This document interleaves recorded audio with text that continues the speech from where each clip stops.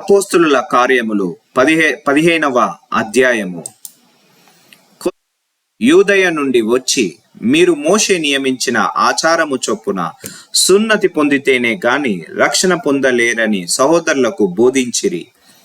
పౌలునకును బర్నబాకును వారితో విశేష వివాదమును తర్కమును కలిగినప్పుడు ఈ అంశము విషయమై పౌలును బర్నబాయి తమలో మరికొందరును యెరూషలేమునకు అపోస్తుల యొద్దకును పెద్దల యొద్దకును వెళ్ళవలెనని సహోదరులు నిశ్చయించిరి.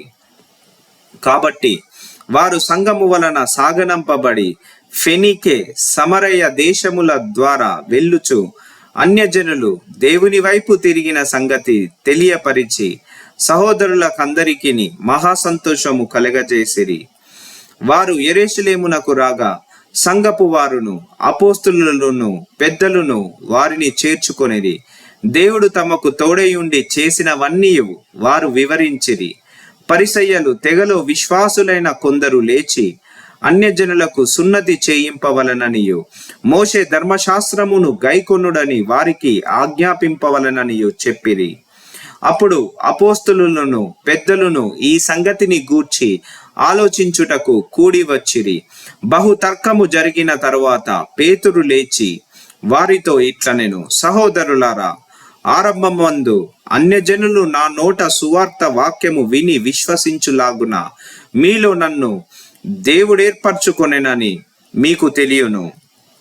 మరియు హృదయములను ఎరిగిన దేవుడు మనకు అనుగ్రహించినట్టుగానే వారికిని పరిశుద్ధాత్మను అనుగ్రహించి వారిని గూర్చి సాక్ష్యమిచ్చెను. వారి హృదయములను విశ్వాసము వలన పవిత్రపరిచి మనకును వారికిని ఏ భేదమైనను కనపరచలేదు. గనుక మన పితరులైనను మనమైనను మోయలేని కాడిని శిష్యుల మెడ మీద పెట్టి మీరెందుకు దేవుని శోధించుచున్నారు? ప్రభువైన యేసు కృపచేత మనము రక్షణ పొందుమని నమ్ముచున్నాము కదా, అలాగే వారును రక్షణ పొందుదురు అనెను. అంతటా ఆ సమూహమంతయు ఊరకుండి బర్నబాయు పౌలును తమ ద్వారా దేవుడు అన్యజనులలో చేసిన సూచక క్రియలను అద్భుతములను వివరించగా ఆలకించెను. వారు చాలించిన తర్వాత యాకోబు ఇట్లనెను, సహోదరులారా, నా మాట ఆలకించుడి.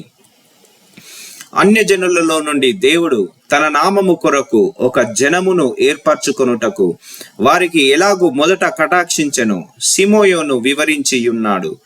ఇందుకు ప్రవక్తల వాక్యములు సరిపడి ఉన్నవి. ఎట్లనగా, ఆ తరువాత నేను తిరిగి వచ్చేదను, మనుషులలో కడమవారును నా నామము ఎవరికి పెట్టబడెనో ఆ సమస్తమైన అన్యజనులను ప్రభువును వెతుకున్నట్లు పడిపోయిన దావీదు గుడారమును తిరిగి కట్టెదను, దాని పాడైన వాటిని తిరిగి కట్టి దానిని నిలువబెట్టెదనని అనాది కాలము నుండి ఈ సంగతులను తెలియపరిచిన ప్రభువు సెలవిచ్చుచున్నాడు అని వ్రాయబడి ఉన్నది.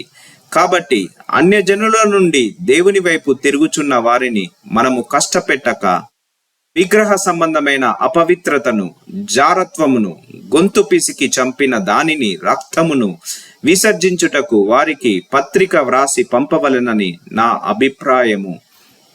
ఏలయనగా సమాజ మందిరములలో ప్రతి విశ్రాంతి దినమున మోషే లేఖనములు చదువుట వలన మునుపటి తరముల నుండి అతని నియమమునకు ప్రకటించువారు ప్రతి పట్టణములో ఉన్నారని చెప్పెను.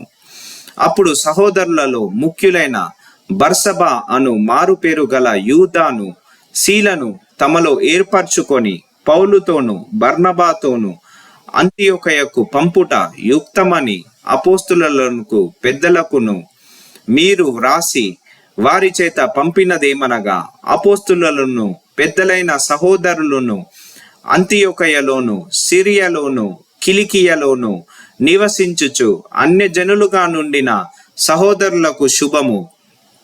కొందరు మా యొద్ద నుండి వెళ్ళి తమ బోధ చేత మిమ్మును కలవరపరిచి మీ మనస్సులను చెరుపుచున్నారని వింటిమి. వారికి మేము అధికారం ఇచ్చి ఉండలేదు. గనుక మనుషులను ఏర్పరచి మన ప్రభువైన యేసుక్రీస్తు పేరు కొరకు తమ్మును తాము అప్పగించుకొనిన బర్నబా పౌలు అను మన ప్రియులతో కూడా మీ యొద్దకు పంపుట యుక్తమని మాకందరికి ఏకాభిప్రాయము కలిగెను. కాగా యూదాను శీలను పంపియున్నాను. వారును నోటి మాటతో ఈ సంగతులు మాకు తెలియజేతురు. విగ్రహములకు అర్పించిన వాటిని, రక్తమును, గొంతు పిసికి చంపిన దానిని జారత్వము విసర్జింపవలెను. ఈ అవశ్యమైన వాటికంటే ఎక్కువైన ఏ భారమును మీ మీద మోపకూడదని పరిశుద్ధాత్మకును మాకును తోచెను. వీటికి దూరముగా ఉండుటకు జాగ్రత్త పడితిరా, అది మీకు మేలు, మీకు క్షేమము కలుగును గాక. అంతటా వారు సెలవు పుచ్చుకొని అంతియొకయకు వచ్చి శిష్యులను సమకూర్చి ఆ పత్రిక ఇచ్చిరి. వారు దానిని చదువుకొని అందువలన ఆదరణ పొంది సంతోషించిరి.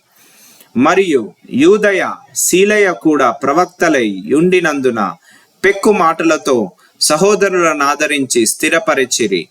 వారు అక్కడ కొంతకాలము గడిపి సహోదరుల యొద్ద నుండి తమ్మును పంపిన వారి యొద్దకు వెళ్ళుటకు సమాధానముతో సెలవు పుచ్చుకొనిరి. అయితే పౌలును బర్నబాయు అంతియొకయలో నిలిచి ఇంకా అనేకులతో కూడా ప్రభు వాక్యము బోధించుచు ప్రకటించుచు నుండిరి.